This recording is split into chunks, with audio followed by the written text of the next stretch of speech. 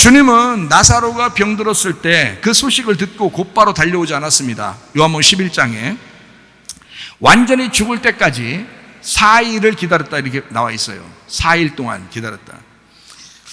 여러분 성경에 보면은 3일 길이 나오죠. 보통 3일 동안 길을 가가지고 이제 하나님이 역사하신다 이렇게 나오거든요. 보통 애굽 광야 가나안 땅이라고 하는 또 성막을 보면 뜰 성소 지성소라고 하는 그 말씀을 이루기 위해서 3일 길을 갖다가 자꾸 얘기해 주는 거거든요. 그게 3일 길을 얘기하는데 성경에서 그래서 창세기 22장 4절 말씀이요.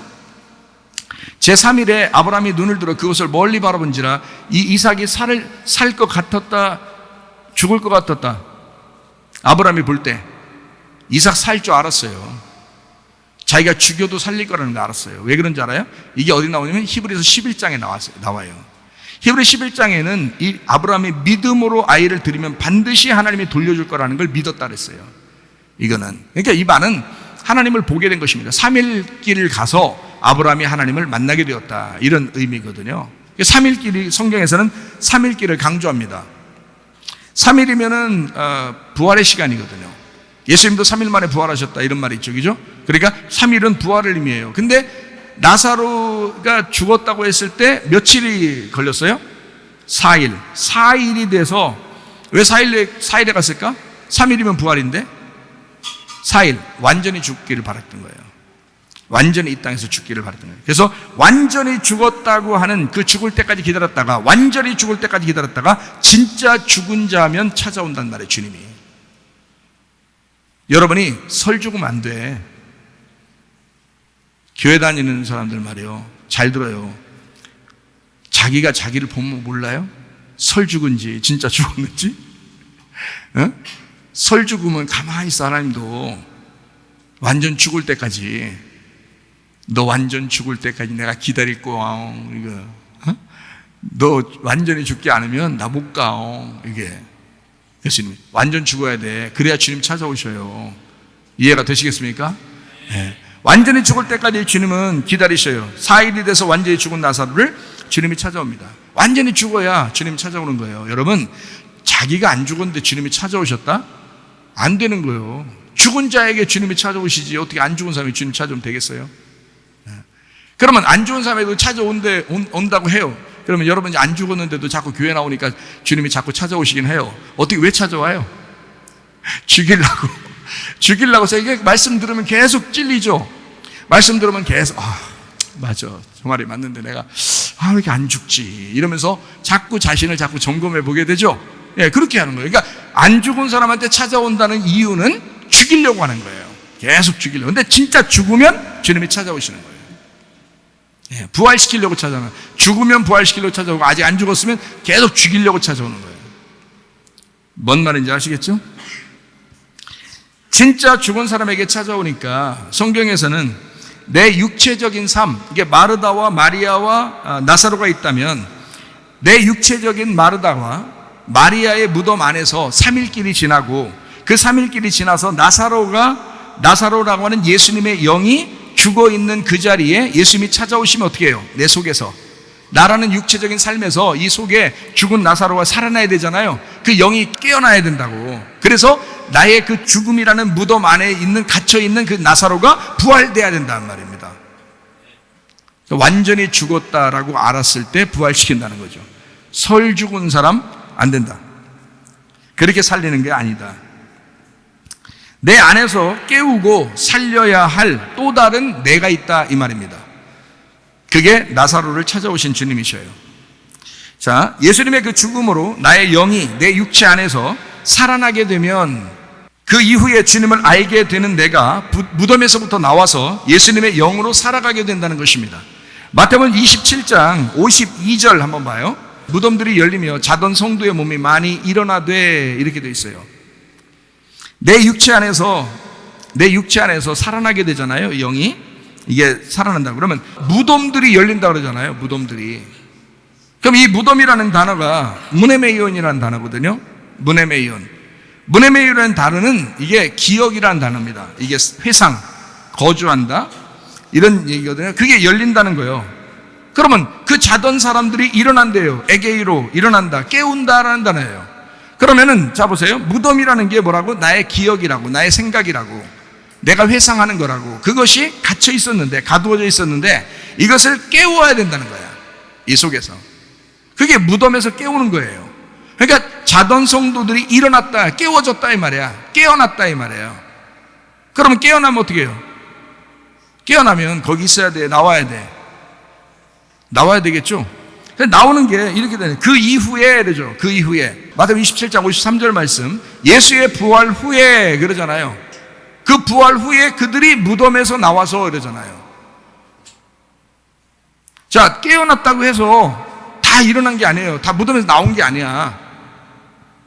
먼저는 깨어나죠. 먼저는 깨어나고 그 다음에 부활 후에 그들이 무덤에서 나온다는 거지. 그렇잖아요? 무덤에서 나와. 주님을 알게 되는 내가, 자, 깨어나서 주님을 알게 돼, 말씀을 듣게 돼요. 이렇게 알게 되니까 무덤에서 나와야 되잖아요. 그래서 무덤에서 나와가지고 예수의 영으로 살아가게 된다는 거 아닙니까? 예수의 부활 후에 그들이 무덤에서 나와서 거룩한 성에 들어가 많은 사람에게 보이니라. 사람이 깨어나야 되고 그 깨어난 상태에서 부활하셔야 합니다. 무덤에서 나오셔야 돼. 여러분 생각으로 가두어져 있지 말고, 기억의 감옥 속에 가두어져 있지 말고 벗어나고 자유로워야 된다는 거지. 그걸 부활이라고 그런다고요. 자기의 생각에 막 매여 있는 사람들이 있어요. 교회 다니면서 자기 생각만 옳다고. 그런 거 아니라고요. 그거 아니라고. 그걸 벗어나야 된다고. 자유로워야 된다고. 진리는 우리를 자유케 한다 그랬지, 우리를 가둬놓는 게 아니라고요. 요한복음 11장 25절 26절 말씀입니다. 예수께서 이르시되 나는 부활이요 생명이니 나를 믿는 자는 죽어도 살겠고 무릇 살아서 나를 믿는 자는 영원히 죽지 아니하리라 그랬습니다. 나를 믿는 자는 죽어도 산다 그랬어요. 먼저 죽어야 살게 되고 생각, 기억이 깨달아져야 된다는 말입니다. 다른 말로 말하면, 그죠? 그러면 살아서 믿는 자는 어떻게 된다고요? 살아서 믿는 자는 영원히 죽지 않는다 그랬잖아요. 그 말은 뭐냐면 두 번째로 살아있게 되면 죽지 않고 영원하다는 말입니다. 계속되는 믿음으로 살아가게 된다는 말이에요. 자, 먼저는 깨어나야 되죠. 그 다음에 무덤에서 나와서 다시 사는 거잖아요. 인생이 다시 사는 거잖아요. 죽었다 살아났으니까. 자, 죽은 자는 살아나야 되는 거고 살아있는 자는 영원히 죽지 않는다 했잖아. 무슨 말인지 알겠어요? 죽은 자는 무덤에서 깨어나야 된다고. 그러면 깨어나면 그거로 끝나는 게 아니라 거기서 무덤에서 나와야 된다니까요. 주님이 불러서 나와야 된다고. 나와서 영원히 죽지 않고 살아가야 된다는 거지. 살아서 믿는 사람이니까 이제. 자, 죽은 사람은 믿어야 되고 그래서 깨어나야 되고, 살아서 믿는 사람은 영원히 죽지 않는다고. 무슨 말인지 아시겠죠?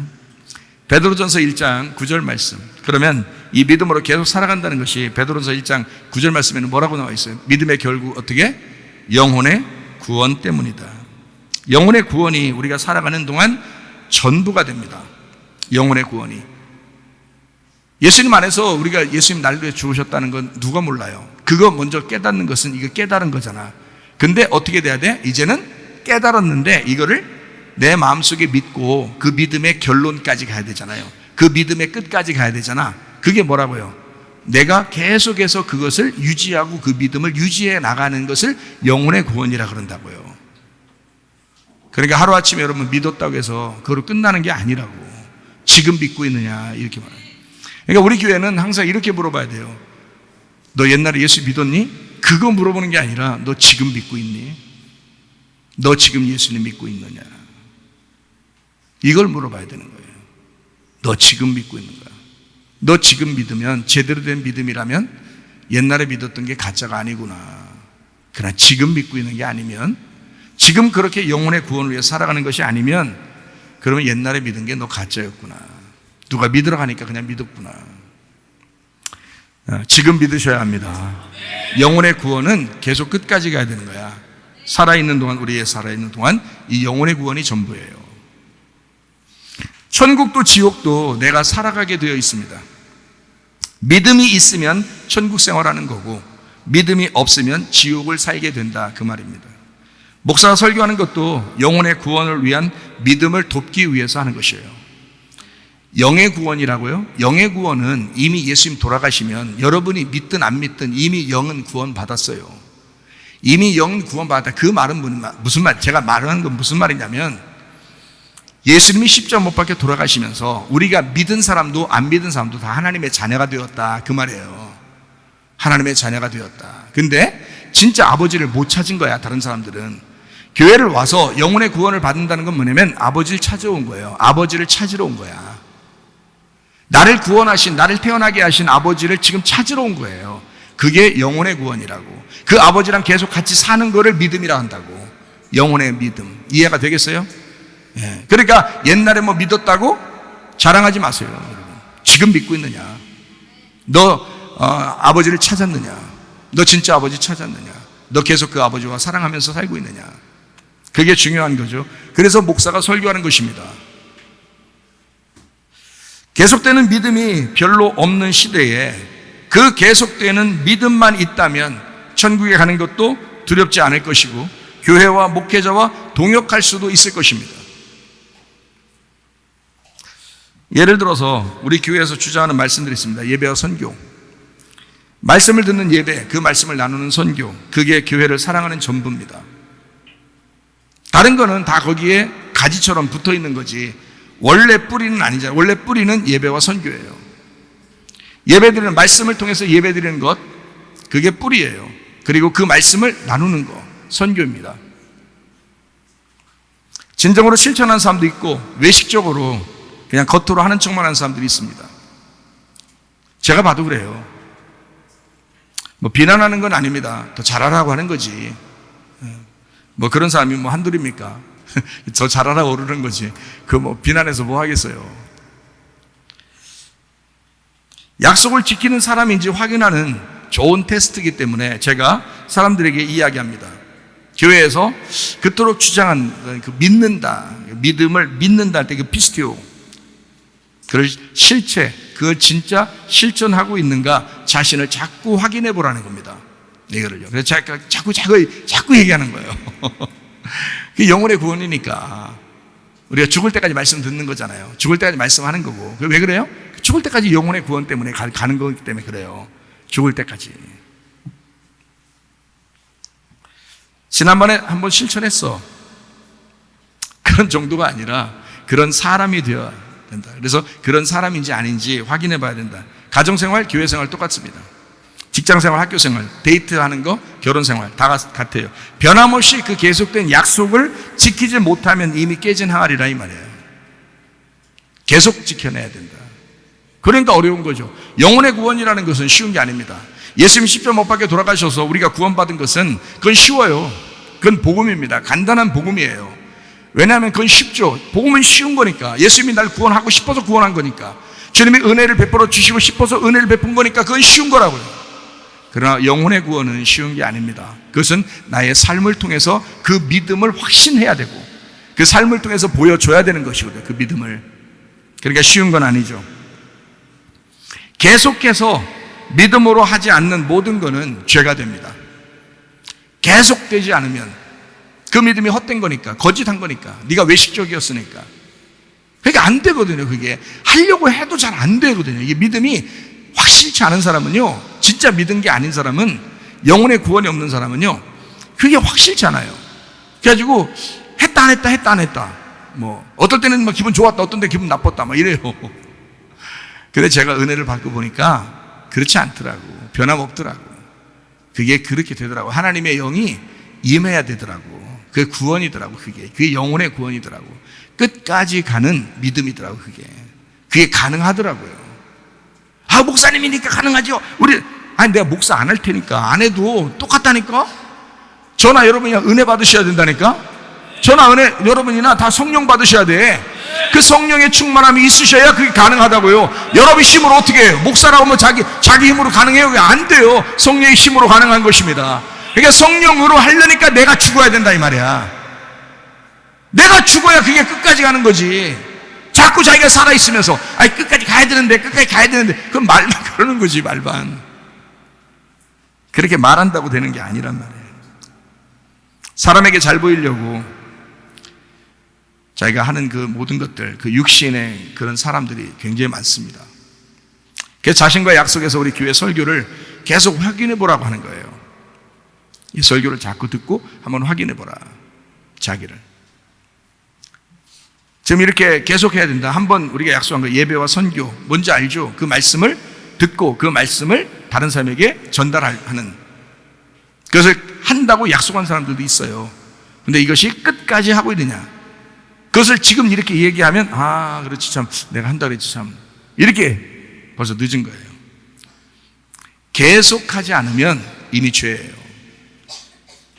영혼의 구원은 한 번 했다고 되는 게 아니고, 죽을 때까지, 우리가 딱 내일 죽으면 오늘까지 그걸 하고 있어야 되는 거예요. 영혼의 구원이라는 거예요. 야고보서 4장 17절 말씀입니다. 그러므로 사람이 선을 행할 줄 알고도 행하지 아니하면 죄니라. 선이라고 하는, 하나님은 선인데, 그 하나님을 믿는 그 계속된 믿음, 그 하나님의 그 선, 그것을 행할 줄 알면서도 행하지 아니하면 죄니라. 믿음이 아니었으니까 이미 늦어버린 겁니다. 그래서 목사님, 나는 서로가 약속한 걸 계속 확인해 주는 거예요. 여러분에게 목사하고 약속했지? 너 교회하고 약속했지? 말씀하고 약속했지? 너 하고 있나? 하고 있나? 계속. 그러니까 목사님 진짜 집요하다 그렇게 생각할지 모르겠지만, 그건 진짜 여러분을 위해서는 그럴 거예요. 저를 위해서 그러면, 전 그래서 우리 청년들하고 학생들한테, 나 솔직히 나 혼자를 위해서라면 나 그냥 제주도에 혼자 가만히 앉아있든지 산에 올라가서 교회를 하든지, 그래도 나는 괜찮은 사람이야. 나는 솔직히 여기 욕심 없는 사람이야. 이거 내가 있는 곳에 말씀이 있을 것이고, 계속된 믿음의 그런 사람을 만들어야 되니까, 변함없는 믿음을 계속 믿어야 진짜가 되니까 계속 말씀을 전하고 또 전하는 것입니다. 저도 옛날에는 그런 사람이었으니까. 그래서 진짜 믿음이라는 건 이렇더라라는 걸 아니까 자꾸 얘기해 주는 거예요. 비난하거나 혼내거나 그러려고 하는 게 아니라, 여러분에게 진짜 그런 믿음을 가져야 된다라고 가르쳐 주는 겁니다. 나를 너무 의지하지 마시기를 바랍니다. 내가 있어서 당신들이 천국 가는 게 아닙니다. 계속된 믿음을 가진 변함없는 믿음이 당신을 천국으로 인도할 것입니다. 내가 있다, 우리 목사님과 같이 있으면 나 천국 갈 것 같아. 그거 아니에요. 자기가 그 믿음이 변함없이 가지고 있어야, 그래야 천국 가는 겁니다.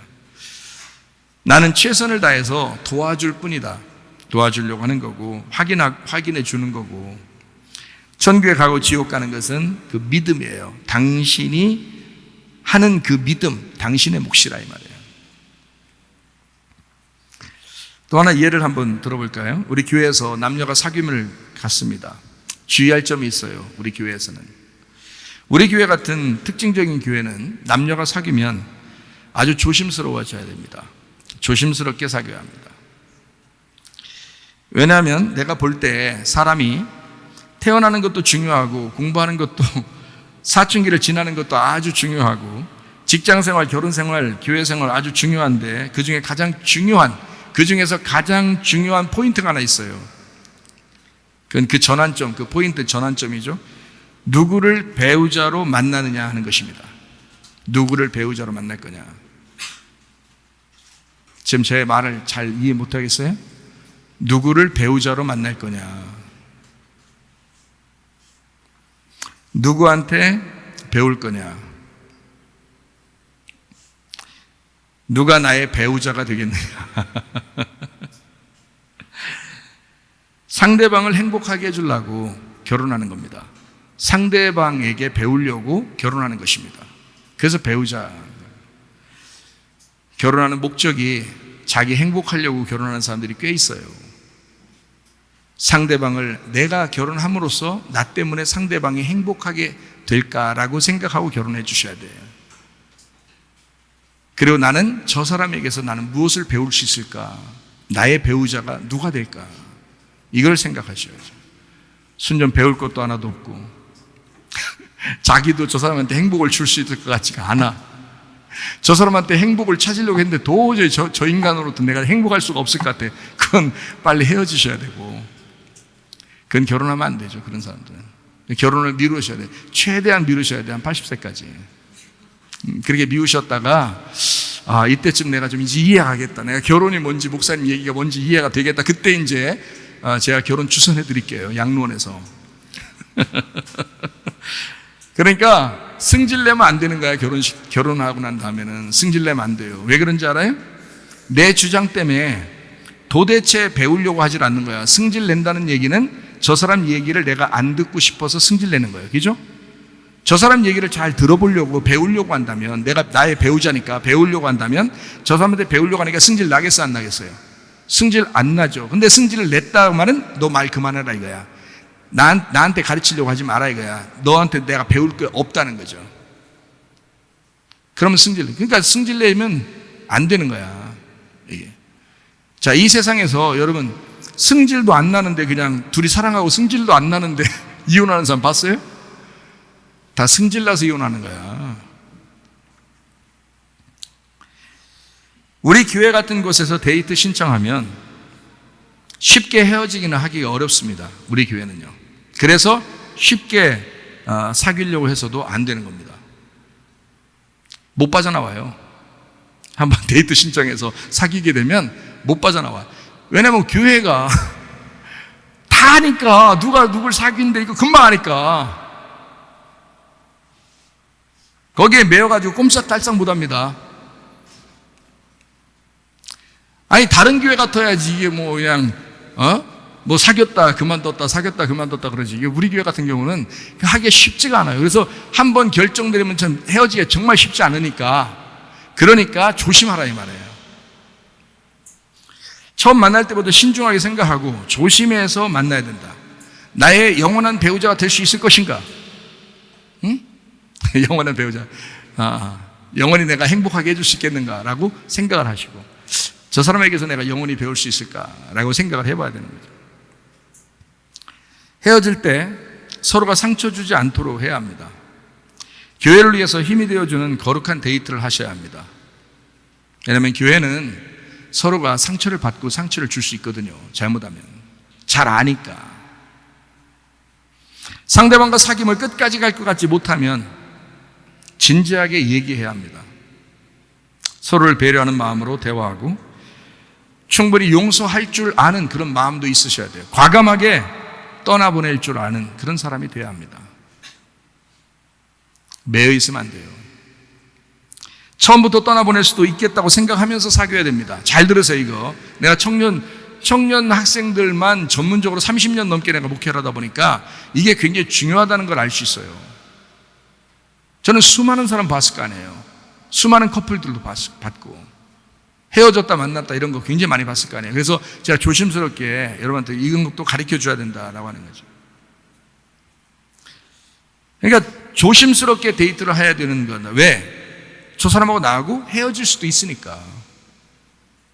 결혼하고도 헤어지는데 뭘 데이트할 때야 뭐 더 헤어질 수 있잖아요. 그러니까 그걸 알고 하란 말이에요. 승질내지 말고 괜히 삐지고 뭐 승질내고 그런 것 좀 하지 마. 그런 거 하는 사람들을 보면 다 자기 결핍 때문에 그런 거예요. 애정 결핍 때문에. 그럼 애정 결핍은 지네 부모한테나 가서 하지 뭘 왜 지네 사랑 못 받은 게 다 부모 때문에 사랑 못 받아서 그런 건데, 그 사랑 못 받는 거 부모한테 가서 얘기하지 왜 그 사귀는 남자한테 그러냐고, 사귀는 여자한테 왜 그러냐고. 서로 괴롭게. 잘못하면 육체의 메인 사람들이 돼요. 그래서 계속 육체적인 생각을 하게 되기 때문에 영적인 것을 잃어버립니다. 아주 조심스럽죠. 이거 청년 남녀들이 자기도 모르게 그게 자문서에 나오냐, 정욕적인 것을 참을 수 없다면 결혼해라 이런 말이 있듯이 정욕을 참지 못하기 때문에 남녀간에, 그래서 이게 조심스럽다. 처음부터 그래서 조심해야 된다. 잘못하면 거기 딱 메어버리는, 육체에 탁 메어버립니다. 그러면 꼼짝 못하죠. 뭐 자기 잘못한 것 때문에 거기에 딱 메어서 꼼짝 못해요. 나중에 헤어지지도 못합니다. 근데 영원히 살아야 돼. 근데 보니까 영원히 살 여자는 아니야. 영원히 살 남자는 아니고. 그거 어떻게 해가 자기가. 그래서 처음부터 조심해야 된다. 이 잘 들어야 돼요. 젊은 사람들은 더 잘 들어야 되고, 부모들은 자녀들 가진 부모들도 잘 아셔야 된다. 한번 사귀면 결혼하기로 마음을 먹어야 되는데 헤어질 때도 전혀 육체적인 관계가 아니니까 서로를 배려해 줄 수 있도록 되는 그런 데이트를 하셔야 된다는 거죠. 아니면 딱 메어버리니까 생각나서 안 되는 거예요, 이게.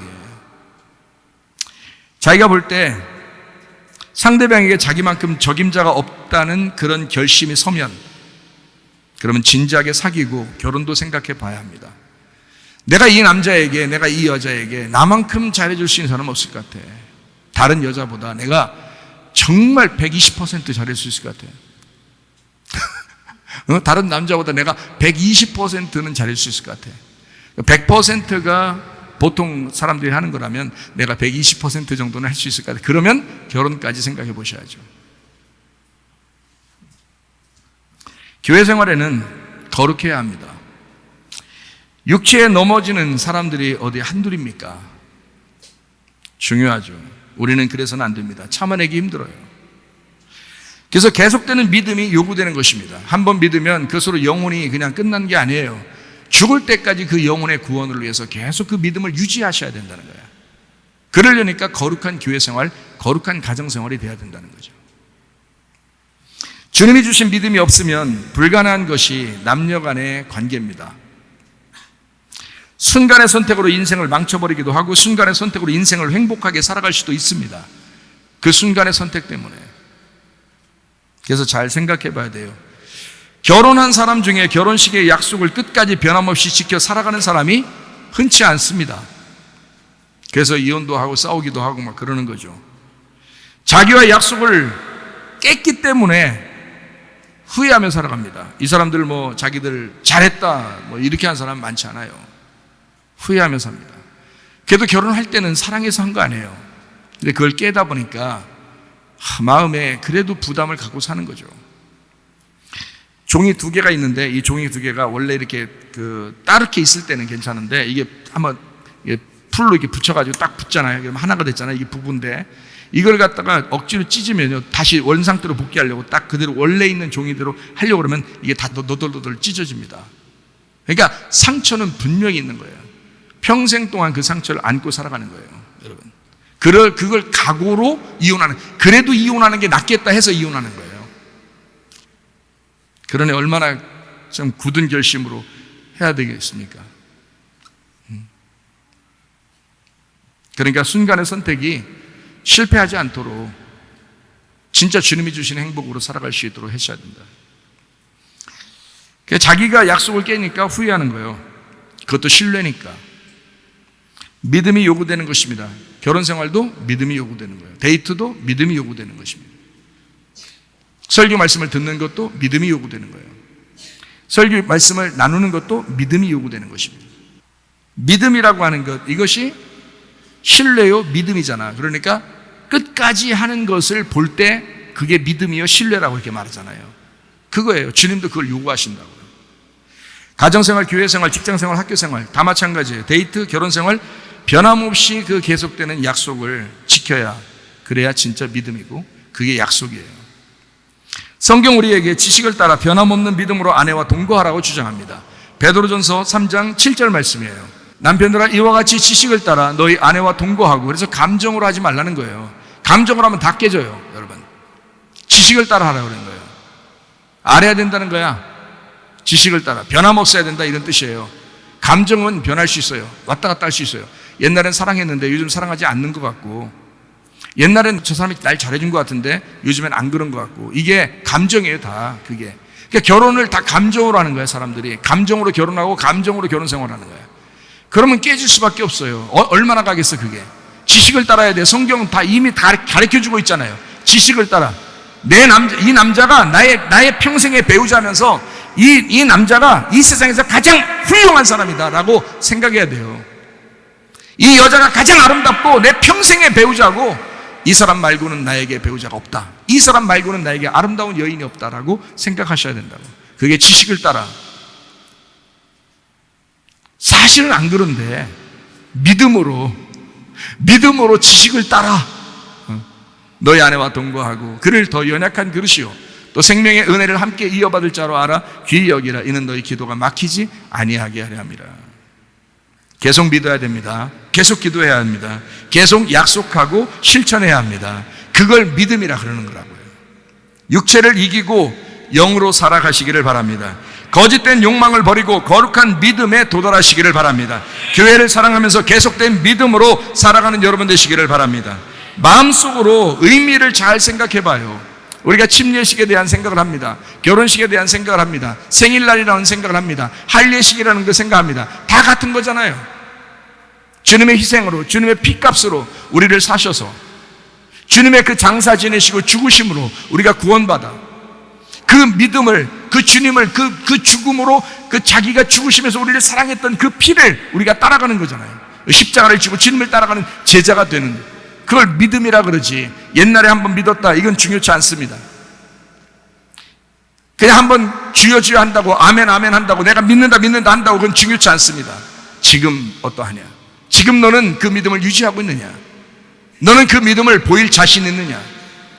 내 아내가 나한테 5년 후에 나한테 그렇게 고백했다고 그랬죠? 당신은 보니까 진짜입니다 라고, 그 5년 전에 나한테 내가 진짜인지 아닌지 내가 볼 거야, 5년 동안 이라고 얘기했어도 나는 자신이 있었어요. 왜? 그런 사람이었으니까. 나는 그렇게 하려고 결심했고, 그 지식을 따라 하나님 앞에 변함없이 내가 이렇게 거룩하게 내가 살려고 하나님 앞에 그렇게 결심했고, 그 약속을 나는 그렇게 나한테 내가 지켜볼 거야 라고 얘기해도 나는 자신이 있었다고요. 그렇게 5년 보니까 이렇더라라고 봤을 때 떨려, 깜짝 놀랐네. 이렇게 안 했다고요. 괜찮았다고요. 지금까지도 그렇게 보이고 있다고요. 왜? 내 사람이, 그 사람이 그렇게 되어버리니까 그런 거예요. 그런 사람이 되어버리면 그 믿음을 유지할 수 있습니다. 그런데 감정적으로 막 믿음이 있는 척하고 어떨 때는 믿음이 없는 것 같고 이러면 그거는 감정이니까 금방 사그러져요. 그건 진실한 믿음이 아닙니다. 그건 감정이에요. 거듭남이라고 하는, 하늘로 태어났다고 하는 육체의 씻음, 마음의 죽음, 그 마음의 할례, 마음의 그 하나됨, 그 주님과의 하나됨, 그 마음, 영혼의 구원이 중요한 것이고, 이 마음으로 하는 할례, 마음으로 하는 그 결혼, 마음으로 하는 그 침례가 중요한 것이다. 겉으로 하는 그건 중요한 것이 아니다. 의식에 불과하다. 진짜 마음으로 너 그리스도와 하나가 되었느냐?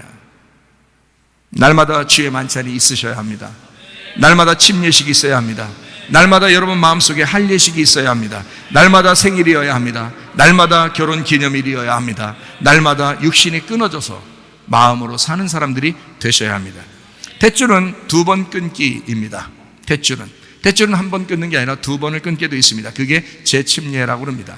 다시 말하면 우리가 그리스도 예수 안에서 한번 이제 구원받고 우리 자신들이 자꾸 구원받고서 영원히 나는 괜찮아 라고 생각하는 사람들이 꽤 있는데, 그게 아니고 영혼의 구원이라고 그랬잖아요. 영혼의 구원은 계속 되어야 된다라는 말이잖아요. 그래서 애굽에서 하나님께서도 우리를 이렇게 말해요. 애굽, 광야, 가나안 이렇게 말하는데, 애굽에서 아들을 낳았어요.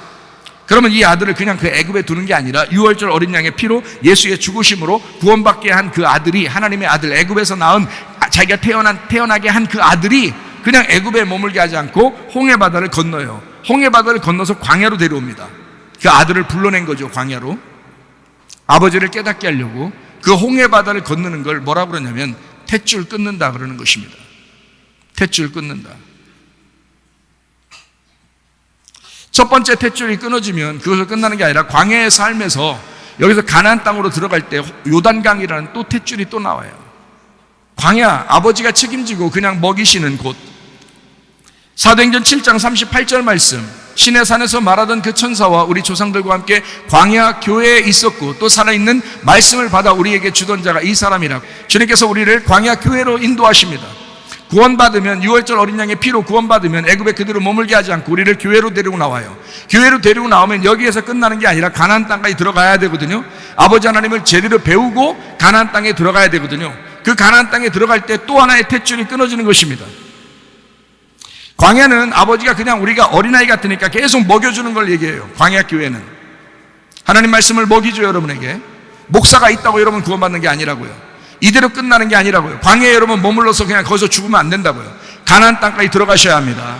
가나안 땅까지 들어가려니까 요단강 탯줄을 또 끊어야 된단 말이죠.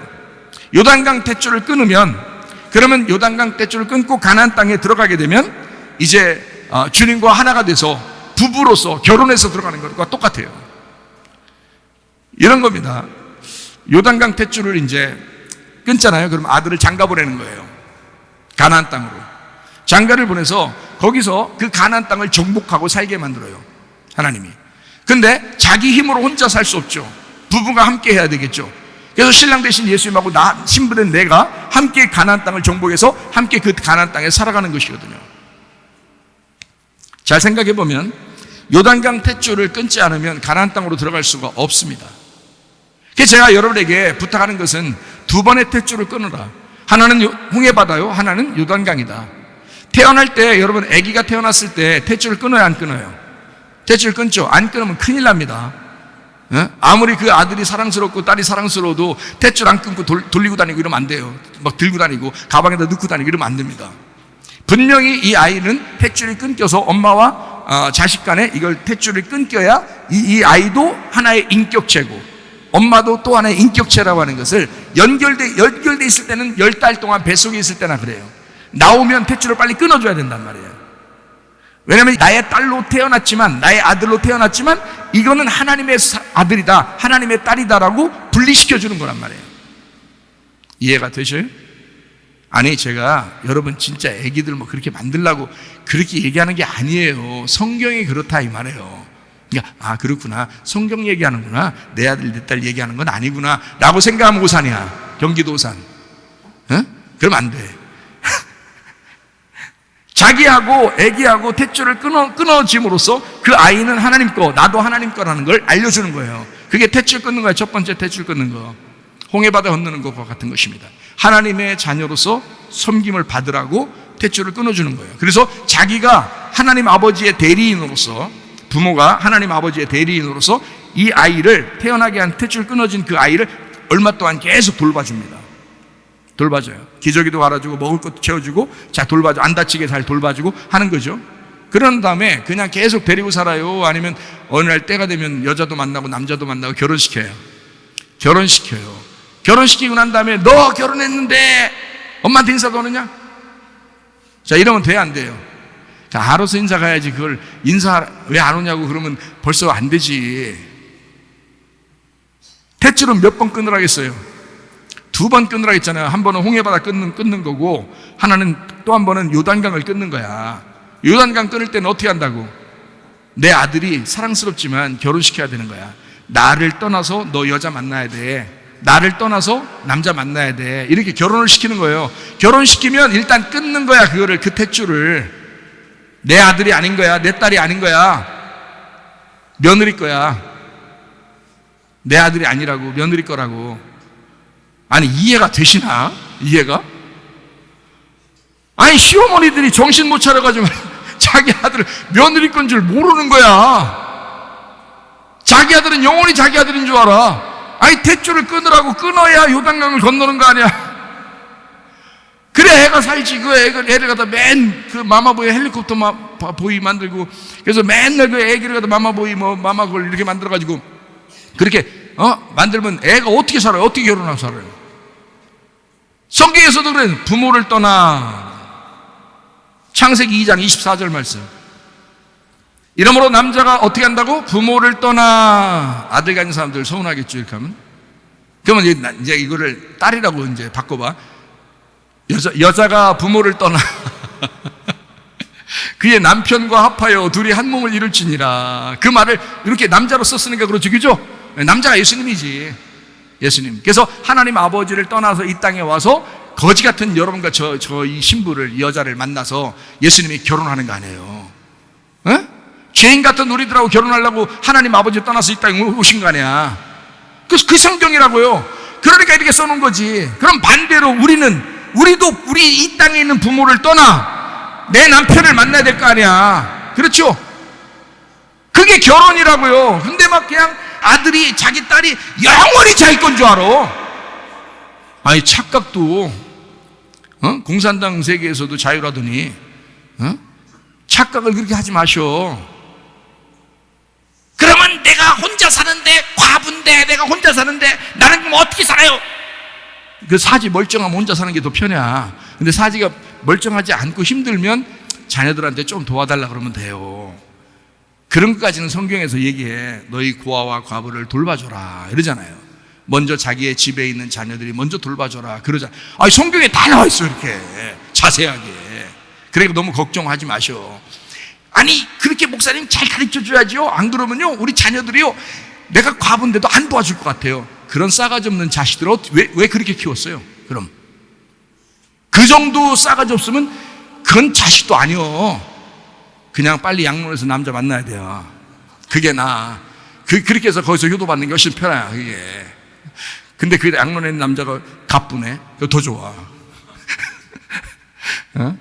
그냥 그렇게 살면 돼. 뭘 왜 기대를 하는 거예요? 혼자 사지 멀쩡하면 그냥 살면 돼, 혼자. 그게 훨씬 행복한 거예요. 정신 차리셔. 아들 고생시키지 말고, 내 아들, 며느리야! 그러지 마셔. 목소리 하이톤 해가지고, 며느리 부르지 마요. 자꾸. 대출 끊으셔야 돼. 대출 끊어야 돼. 너는 내 아들과 행복하게 살아라. 너는 내 아들의 어머니다. 멋있잖아. 며느리 불러다가 앉혀놓고 얘기해봐.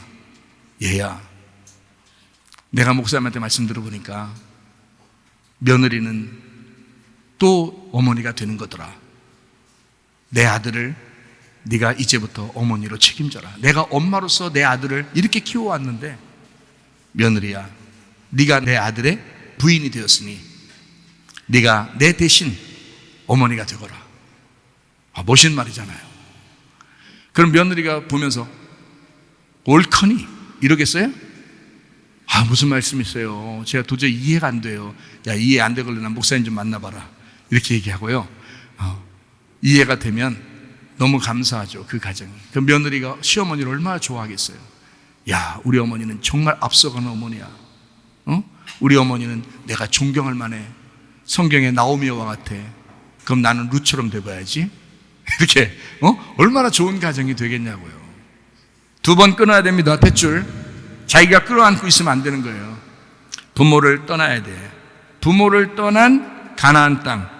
장가든 부부가 함께, 그 신랑과 신부가 함께 가나안 땅을 정복하는 것입니다. 그게 가정생활인 거예요. 로마서 13장 12, 14절 말씀. 밤이 깊고 낮이 가까웠으니 그러므로 우리가 어둠의 일을 벗고 빛의 갑옷을 입자. 오직 주 예수 그리스도로 옷 입고 정욕을 위하여 육신의 일을 도모하지 마라. 빛의 갑옷 그리스도를 입어야 된다라는 말을 했어요. 왜 이렇게 입어야 돼요? 싸움이 있으니까. 어둠과 싸워야 되니까. 가나안 땅에 들어가서 그냥 정복되는 게 아니야. 너 그리스도와 네가 결혼하잖아? 그럼 가만히 얻어지는 게 아니야. 부부가 함께 힘을 모아서 싸워야 돼. 영적 전쟁해야 돼. 그래서 성경에서는 빛의 갑옷 그리스도를 입어야 된다라고 말하는 것입니다. 에베소서 6장 11절 13절 말씀. 마귀의 간계를 능히 대적하기 위하여 하나님의 전신갑주를 입으라. 그러므로 하나님의 전신갑주를 취하라. 이는 악한 날에 너희가 능히 대적하고 모든 일을 행한 후에 서기 위함이라. 전신갑주 입어라. 영적 무장해라. 그리스도로 영적 무장해야 된다. 왜요? 싸워야 되니까. 왜 성경이 이렇게 우리에게 구원받은 사람들이 이렇게 해야 된다라고 말하고 있냐면 싸움이 있으니까. 광야에서 아버지한테 도움을 받고만 있다가 장가 가가지고 시집 가가지고 결혼해서 가나안 땅에 들어가게 되면 영적 전쟁을 해야 되니까. 싸워야 되니까. 요한계시록 19장 11절 14절 말씀. 또 내가 하늘이 열린 것을 보니 보라 백마와 그것을 탄 자가 있으니. 백마 탄 자죠. 백마 탄 왕자입니다. 예수님이에요. 백마 탄 왕자가 있으니 그 이름은 충신과 진실이라. 백마 탄 그 신랑, 그 백마 탄 신랑이 믿음이라는 거예요. 믿음과 진리라는 겁니다. 그가 공의로 심판하며 싸우더라. 하늘에 있는 군대들이, 자 이제 군대들 우리를 말하는 겁니다. 신부들이 희고 깨끗한 흰 세마포를 입고 백마 타고 그를 따르더라 이랬어요. 다 하얀색이네. 다 하얀색 입고 하얀색 타고 다닌다 말이에요. 백마 탄 신랑 따라가는 그 백마 탄 흰 옷 입은 신부들. 왜 따라가요? 전쟁하는 거니까. 전쟁하는 거니까. 전쟁이 목적이에요. 그럼 여러분 구원받아서 교회 나와가지고 예수 믿고 있어요. 그러면 여러분 속에 뭐가 있는 줄 알아요? 7 귀신이 있습니다. 7 귀신. 7이라는 건 진짜 7마리에서 야 1번 귀신 떠나, 2번 귀신 떠나, 3번 귀신 떠나라 해서 7번째 귀신 떠나 이렇게 하는 얘기겠어요? 진짜 7명이라 그러는 거예요? 어디가 뭐 2,000명 되는 귀신이니까 2,000명. 1번 귀신, 2번 귀신, 1900번째 귀신, 2000 귀신 이렇게 하는 거겠냐고. 한 번에 떠나 그러면 다 떠나지. 무슨 말인지 알겠어요? 그러면 7 귀신이 들어있는 여자가 성경에 나와요, 안 나와요? 나오죠. 마가복음 16장 9절 말씀 봅니다. 예수께서 안식 후 첫날 이른 아침에 살아나신 후에 전에 일곱 귀신 쫓아내어 주신 막달라 마리아에게 먼저 보여주셨다. 가나안 일곱 귀신을 얘기하는 것입니다. 가나안 일곱 족속을 쫓아낸다. 그래서 일곱 귀신을 일곱 족속을 쫓아내면 일곱 영이 되시는 성령님이 우리 안에 들어와서 살으셔야 된다는 것을 얘기하는 거예요. 그러니까 자, 일곱 귀신 쫓아나가면 일곱 영이 되는 성령 안에서 부활하여 살아가게 된다는 것을 말하는 거죠. 이해가 되시겠습니까? 그러니까 내 속에 있는 일곱 귀신을 쫓아내고 일곱 영으로 살아가셔야 된다, 이 말이에요. 자, 나를 위해서 죽고 나를 위해서 부활하신 예수님을 진지하게 믿으시기를 바랍니다. 침례로 주님과 결혼하시기를 바랍니다. 결혼의 서약을 끝까지 실천하며 사시기를 바랍니다. 우리는 계속된 예배, 계속된 선교가 우선임을 잊지 마시기를 바랍니다. 베드로전서 1장 9절 말씀 읽고 마치겠습니다. 믿음의 결국 곧 영혼의 구원을 받으면, 믿음의 결론은 영혼의 구원입니다. 계속된 믿음, 영혼의 구원을 위하여 계속된 믿음으로 승리하며 사시다가 주님 만나시기를 바랍니다. 우리 하나님 아버지 사랑과 은혜를 감사합니다. 하나님, 우리가 믿음으로 승리하게 도와주옵소서. 믿음으로 계속된 영혼의 구원을 위하여 계속된 믿음으로 살다가 주님 만나게 하옵소서. 예수님 귀하신 이름 받들어 기도 올리옵나이다. 아멘.